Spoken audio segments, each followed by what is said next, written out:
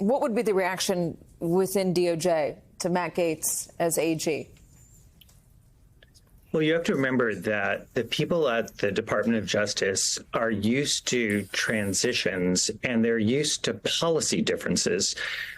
So you can go from Bush presidency to, the Obama presidency to a Biden presidency. And there are policy differences. And obviously, if you're within the department and you cannot abide those policy differences, then you do have an option. You can leave.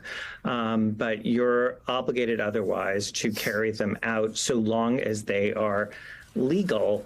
And within the policies set by and the guidelines set by the Department of Justice. I think with this announcement, if it were to go through, and that's still a big if, I think that it is a real signaling with Matt Gaetz being proposed for the head of the Department of Justice, with Tulsi Gabbard being proposed as the head of the intelligence community. It connotes a lack of seriousness. And it also connotes a real disregard for facts and law.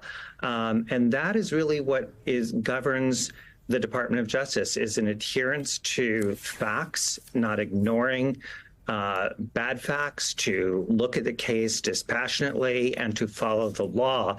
And, so far, I would say the track record for Ms. Gabbard and for Mr. Gaetz is one that would, I think, cause most people of the department, whether they are, agree or disagree with the policy positions of the incoming administration, real concern that there won't be that adherence to following the rule of law. Yeah. And that's quite serious. There was a lot of question or a lot of turmoil around January 6th, the lead up to January 6th in 2021.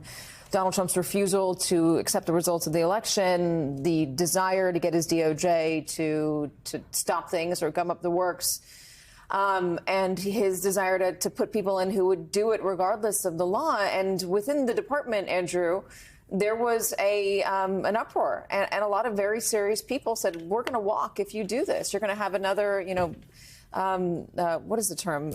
Saturday Night Massacre. If you Right. want to put somebody, I'm forgetting who was it? It was who did everyone?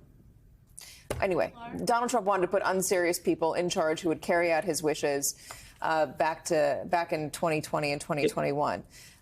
Is this the kind of person, Matt Gaetz, Jeffrey Clark, thank you. Is this the kind of person, Matt Gaetz, that would result in a number of important people, the people that make the place run at DOJ, saying, no, I can't be a part of this, I'm going to walk?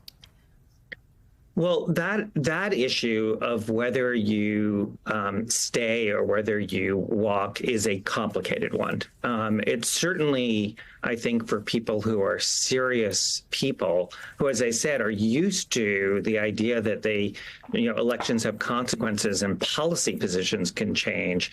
It will cause concern, though, that this is somebody who's going to ask them to do things that either are just so extreme that they can't agree as a policy matter, in which, then it's their choice to leave, or ask them to do things that are simply unsupported by the facts. So that your example of January 6th is a really good one, because you had people who were Trump appointees who were saying, we cannot do this. You had the acting attorney general, you had the acting deputy attorney general, you had the head of the Office of Legal Counsel, sort of three of the most prominent people at the Department of Justice, all selected by Donald Trump, saying they cannot do this.